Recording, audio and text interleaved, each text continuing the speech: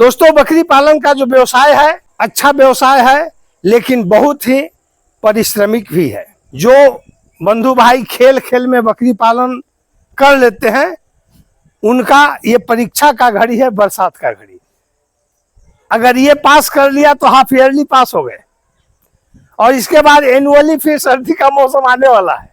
इस ऋतु के बगैर किसान की जिंदगी में हरियाली नहीं आती है, क्योंकि ये जो मंथ है, ये जो सीजन है, औरों के लिए तो बहुत ही सुहावना सीजन है, बकरी पालकों के लिए ये सीजन आफत का सीजन है। जो ही दाना भूसा दिया, झमाझम की बारिश आ गई। कोई ग्रेजिंग में लेके चला हो, चराई वाले चरागाह में पहुंचता है, जोरों से बारिश आ जाती है। मैं औरों की तो बात नहीं कर सकता, लेकिन अपने स्तर के लोगों की बात कर सकता हूं, क्योंकि हमारा मकसद है बकरी पालन से कुछ कमाना।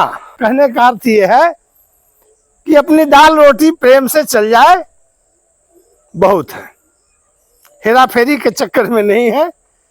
अपनी स्थिति को सुधारने के लिए एटीएम मशीन को हमने अपने फॉर्म पे खड़ा किया है, और इसलिए एटीएम खड़ा किया है कि जब मर्जी तब कैश हो जाए और हमारी ऐश हो जाए।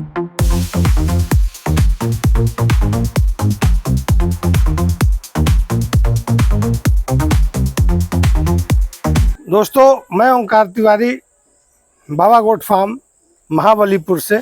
जैसा कि आप जानते हैं कि हमारे बीजीएफ गुरु महाबलीपुर चैनल पे तमाम वो जानकारी जो मैं खुद से महसूस करता हूं, वो आप तक पहुंचाने का प्रयास करता हूं।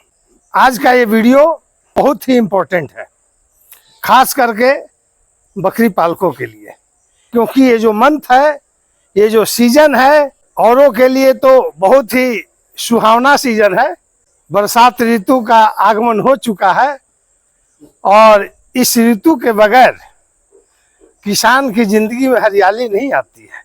लेकिन मैं बकरी पालक भाइयों के लिए एक बात बताने जा रहा हूं कि बकरी पालकों के लिए ये सीजन आफत का सीजन है। आफत क्यों है, जिसकी जानकारी आज मैं आपको बताने की कोशिश करूंगा। हर कोई इससे जुड़ा हुआ है, मध्यम से लेके गरीब तक और गरीब से लेके अमीर तक।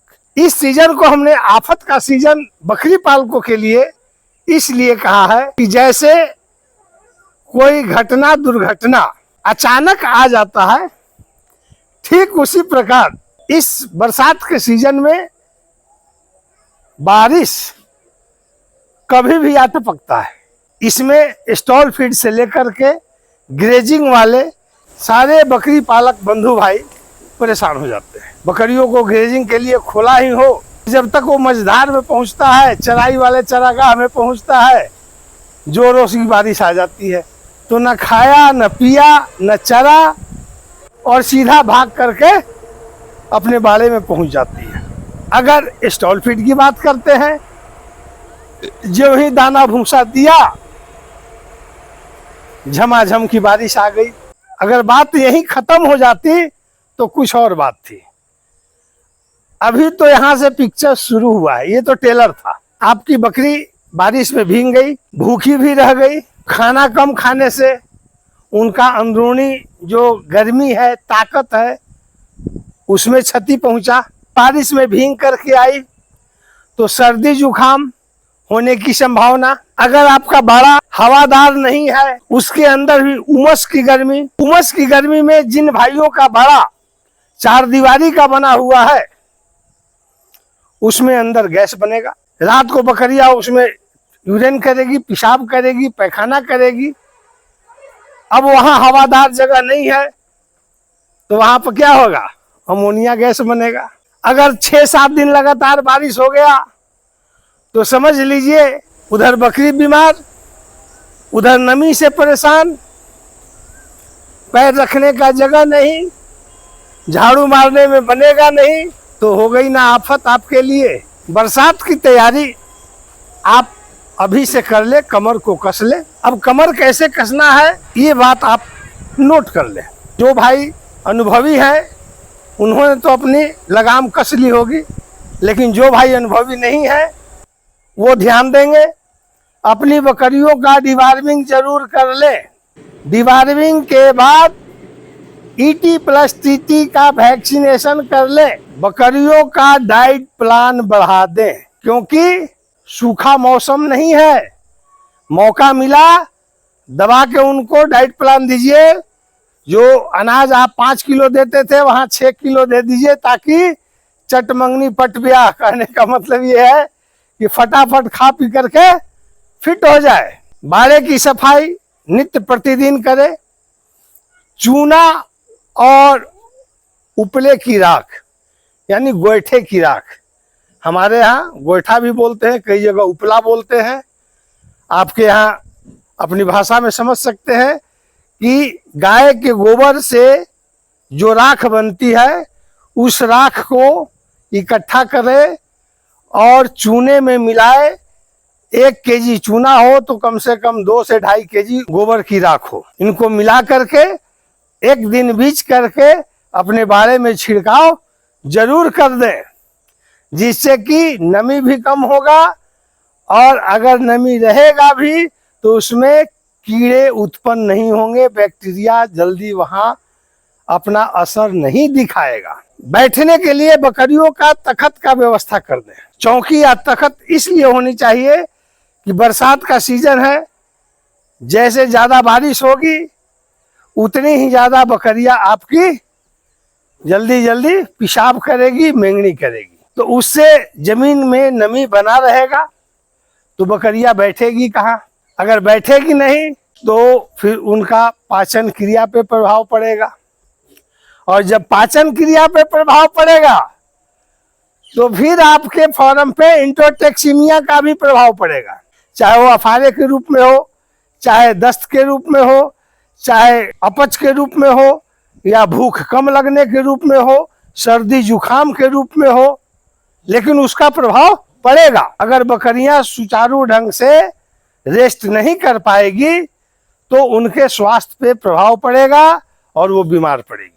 दोस्तों, हमारे चैनल पे आपको वही जानकारी मिलेगी जो हकीकत में होती है। औरों की बात नहीं करता। 4 सवाल मैं पूछूंगा और 4 जवाब आप देंगे।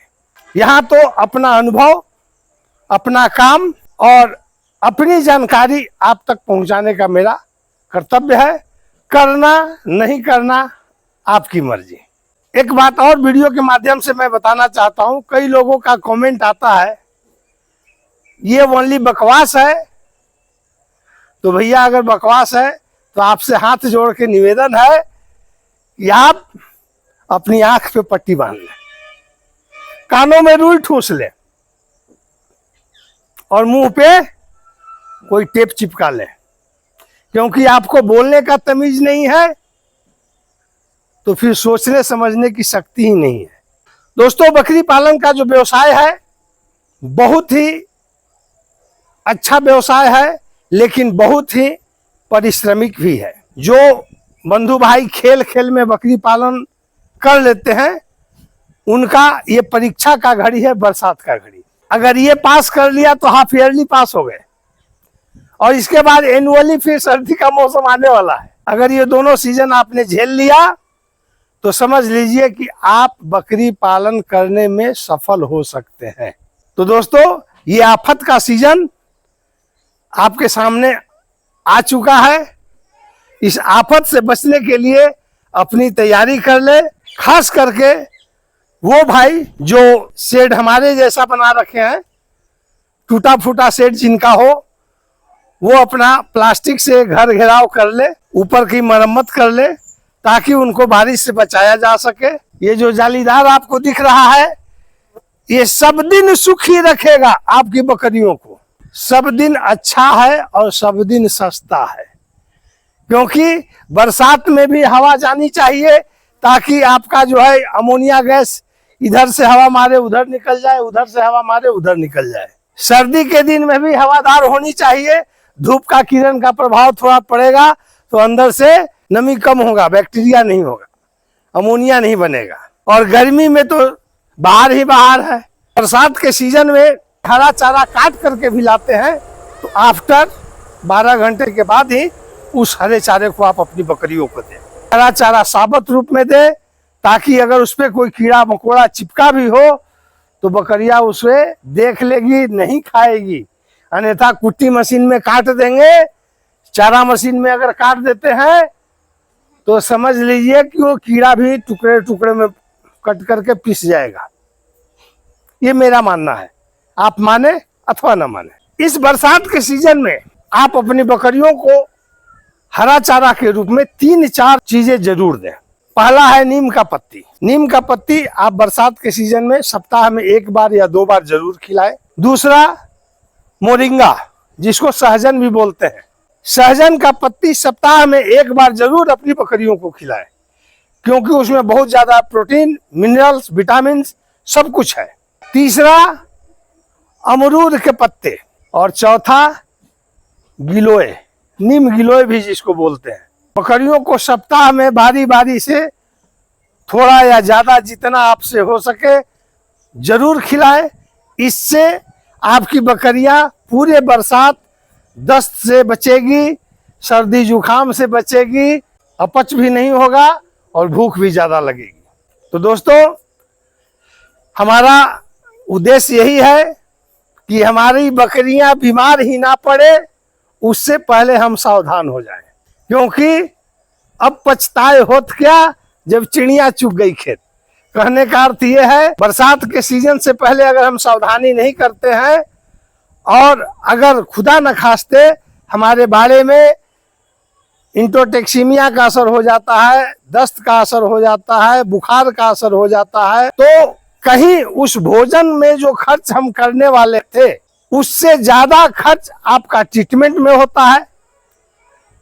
और अगर ट्रीटमेंट सही नहीं हुआ तो उसका 3 गुना 4 गुना ज्यादा आपका नुकसान होता है बकरियों या मेमनों की मोर्टेलिटी के रूप में। इसलिए अपनी सुरक्षा करना है, अपनी बकरियों का सुरक्षा करना है, तो आप अभी से अलर्ट हो जाए।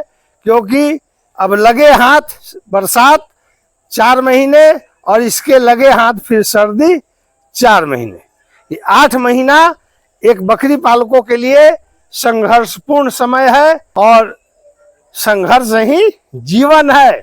आज की जानकारी बस इतनी ही है कि बीमारी आने से पहले आप अपने आप को अलर्ट कर लें और इस आफत से टकराने के लिए तैयार हो जाएं।